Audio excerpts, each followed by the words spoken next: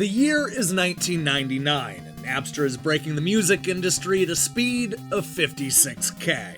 This is also the year when 3 documentary filmmakers found the Blair Witch, blind date proved that meeting people is inherently awkward, and Limp Bizkit did it all for the Nookie. But we're not here to talk about how you can take that cookie and stick it up your because today we're counting down Electronic Gaming Monthly's worst reviewed games of 1999. Like a chump. Hey, like a chump.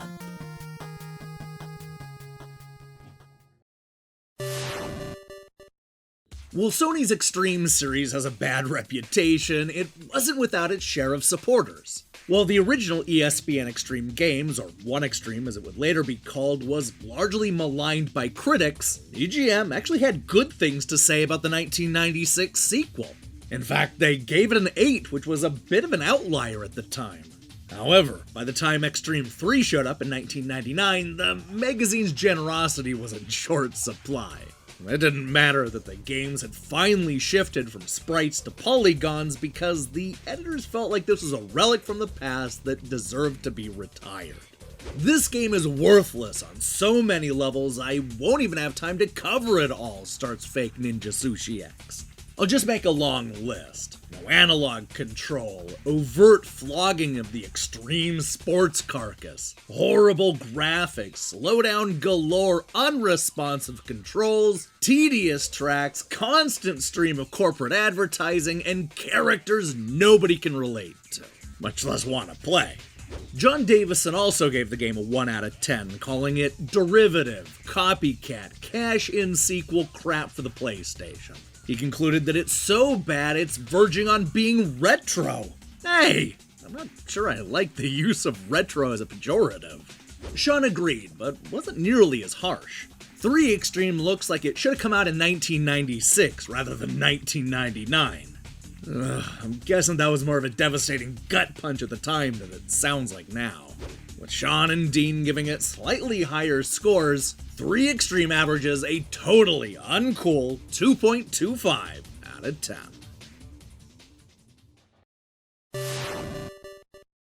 Jeez, first 3 Xtreme and now Airboard in 64? Yeah, there was a chance that 1999 was the year that Electronic Gaming Monthly decided that they were too cool for extreme sports games. Sure, they gave Tony Hawk's Pro Skater an average of 8.5 that year, but other extreme sports games like Cyberdeck and NFL Xtreme II narrowly missed landing on this worst of list. Now, before you start accusing the magazine of having an extreme bias, it's worth mentioning that Airboard in 64 is a bad game. Like a genuinely awful game. In fact, it was so bad that Human Entertainment decided to cancel the American release at the last second. Yeah, but that didn't stop the review crew from weighing in. Pretty much every EGM critic referenced Back to the Future Part 2 in one form or another. When Marty McFly rode that hoverboard through Town Square and thwarted Biff and his minions, I considered wanting to do the same in a moment of weakness, starts Che. As if Boardin games weren't generic enough as it is, Age Tech had to license one of the worst. Dean notes that the hover gimmick is not enough to help this game. There's nothing remotely redeeming here, especially the tracks. Outside of a few jumps, most are littered with unfriendly turns and obstacles. Chris was frustrated that the developers couldn't figure out if they should make a racing or a stunt game. He'll have a change of heart when SSX comes out in a couple of years. But for now, Airboard USA bails with a sloppy 2.1 out of 10.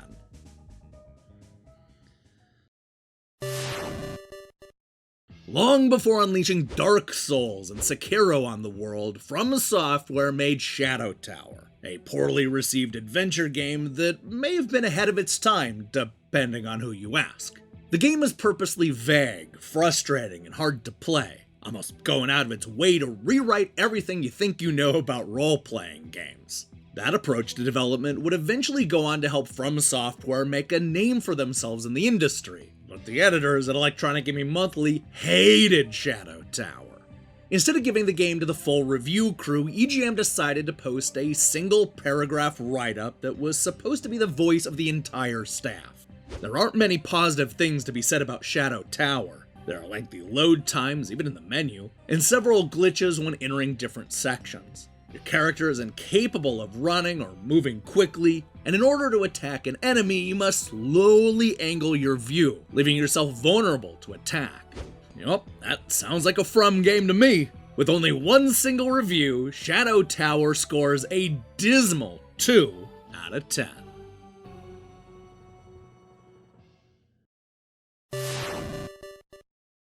The 1990s were the best of times and the worst of times for Spawn, with very little middle ground. Fans of the ultra-violent anti-hero loved the comics and the HBO animated series, but hated, well, pretty much everything else. Worse yet, his video game adaptations appear to be on a downward spiral. EGM gave his Super NES game an average of 6.1 out of 10, while the PlayStation adaptation 3 years later would only scare up a 4. Now Todd McFarlane's pissed-off crime fighter is back with his worst reviewed game yet, a terrible self-titled Game Boy game from Konami. Much like Shadow Tower, EGM only offered up one opinion of Spawn. Whoever thought that walking from left to right with nothing more than a jump and punch button to manipulate must have graduated from the acclaimed school of thought of the early 90s. At best, this is a simple side-scroller that would be hard-pressed to entice even the youngest gamer.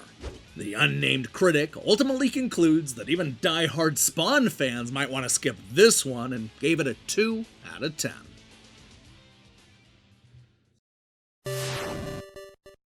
The late 1990s were a bad time for comic book characters in video games.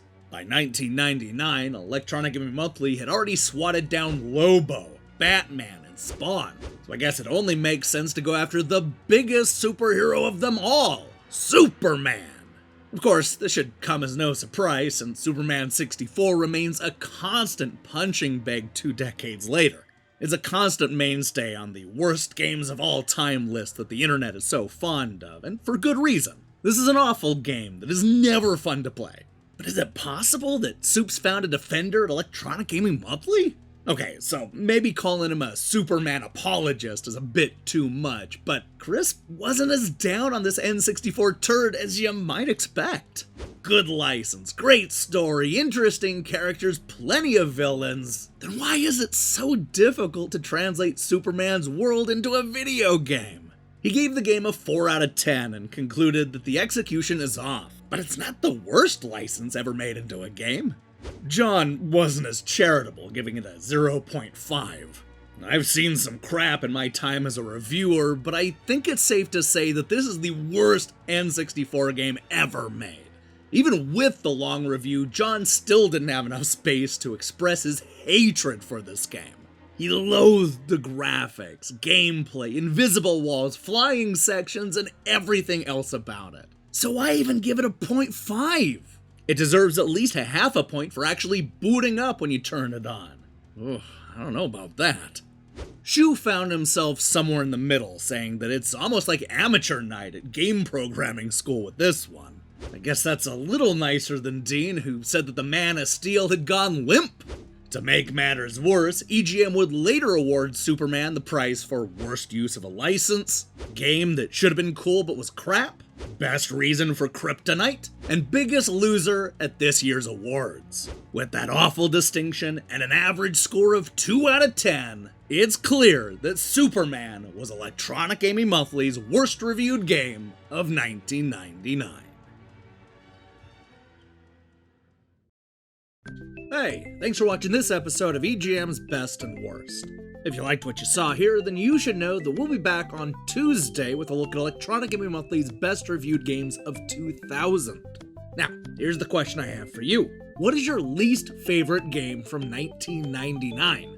Is that one of the ones listed here, or something else? And do you think EGM got it about right this time? Let me know in the comments below. In other news, we'll be back on Monday with a new episode of Game Over, the early years, followed by a couple of reviews. In the meantime, I strongly recommend you click that subscribe button and support what we're doing here. Until then.